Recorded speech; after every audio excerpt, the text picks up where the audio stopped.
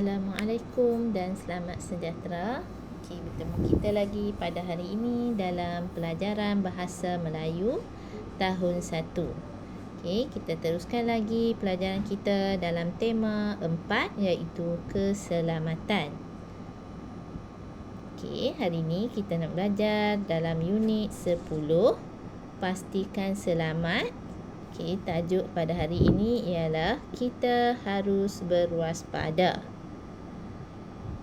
Sebelum kita teruskan pelajaran, kita tengok dulu objektif pembelajaran kita pada hari ini, iaitu murid dapat membaca dan menyatakan kandungan cerita dengan betulnya. Sebelum kita masuk kepada pelajaran kita, perhatikan taman permainan yang cikgu paparkan ini. Tengok. Dalam taman permainan ni ada pelbagai aktiviti yang telah dilakukan oleh kanak-kanak kan.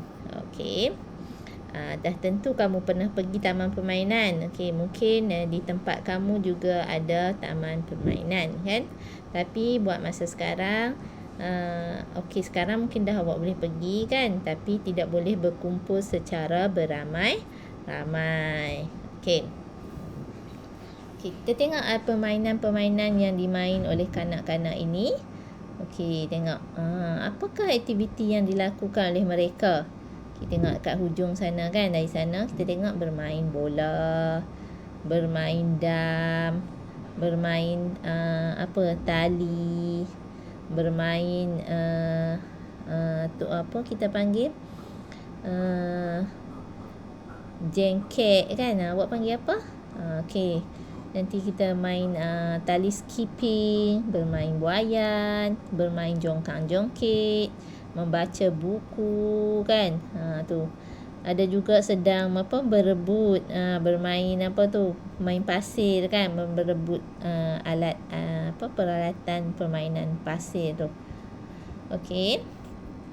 Kita teruskan tengok pembelajaran kita hari ini. Awak boleh buka buku teks Bahasa Melayu tahun 1. Pada halaman 61. Muka surat 61. Kita tengok kita punya tajuk hari ini iaitu kita harus berwaspada. Situasi di sini ialah situasi di taman permainan. Sebelum tu kita baca dulu petikan kita dulu ni. Dengar cikgu baca dulu. Saya dan adik kembar saya Aiza pergi ke taman permainan. Kami hendak bermain buayan. Sebelum kami pergi ke sana, ibu menyuruh kami memakai pakaian yang sesuai. Pakaian yang sesuai dapat mengelakkan kecederaan, kata ibu. Ibu dan ayah turut menemani kami. Keselamatan di taman permainan perlu diutamakan. Sebelum bermain buayan, ayah dah akan memeriksakannya terlebih dahulu.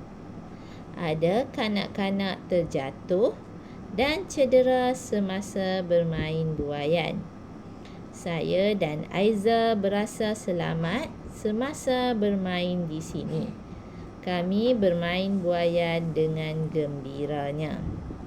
Kita tengok situasi dalam gambar di atas. Yang pertama, gambar yang pertama, seorang kanak-kanak lelaki telah jatuh daripada buayan. Ini disebabkan oleh buayan yang rosak, terputus tali kan. Jadi kanak-kanak tu tercedera. Bila kita pergi ke taman permainan, kita perlu ditemani oleh orang dewasa supaya selamat. Kita tak boleh pergi sendiri-sendiri kan. Jadi kalau ada apa-apa yang berlaku, kecederaan ke, ataupun mungkin juga takut pencolekan kan. Mungkin berlaku kalau kita tidak ditemani oleh orang yang dewasa. Kita tengok pula gambar yang kedua. Gambar yang kedua ialah ayah Aiza sedang memeriksa buayan Okey, supaya dalam keadaan yang selamat, kan? Okey, bila dah elok, dah selamat, baru ayah Aiza memberi Aiza untuk bermain, kan? Kita tengok mereka, gambar yang ketiga, mereka bermain buaian dengan gembiranya. Okey. Dalam petikan ni, okey, kita tengok. Okey, yang pertama kita perlu tengok dia punya kandungan cerita yang betul atau bersesuaian. Okey, yang pertama, pakaian yang sesuai dapat mengelakkan kecederaan, kan?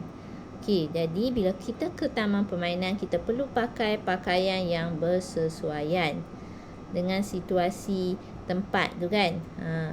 Yang kedua, okey, ibu dan ayah turut menemani kami. Okey, jadi kat sini kita perlu ada orang yang dewasa menemani. Contoh ayah atau ibu, kakak, abang yang lebih dewasa daripada kita. Okey, seterusnya, sebelum bermain buaian, ayah akan memeriksanya terlebih dahulu. Jadi sebelum kita bermain permainan yang terdapat di taman permainan, kita perlu memeriksa permainan itu terlebih dahulu untuk menjaga keselamatan. Okey, ni kandungan cerita dengan betulnya tadi. Yang pertama, pakai pakaian yang sesuai semasa pergi ke taman permainan. Okey, yang kedua, hendaklah ditemani oleh ibu dan bapa. Dan yang ketiga, memeriksa alat permainan sebelum bermain. Okey, ini kandungan cerita yang betul yang kita baca tadi. Okey. Seterusnya, okey, awak boleh buka buku aktiviti Bahasa Melayu tahun 1 jilid 1 pada halaman 64. Okey, pada halaman 64, awak baca cerita, kemudian lengkapkan peta pokok di bawah. Okey, mari kita buat sama-sama. Okey, sebelum kita lakukan aktiviti ini, okey, mari kita baca cerita ini bersama-sama dahulu. Okey. Saya dan Aiza pergi ke kompleks renang. Kami hendak berenang di kolam renang.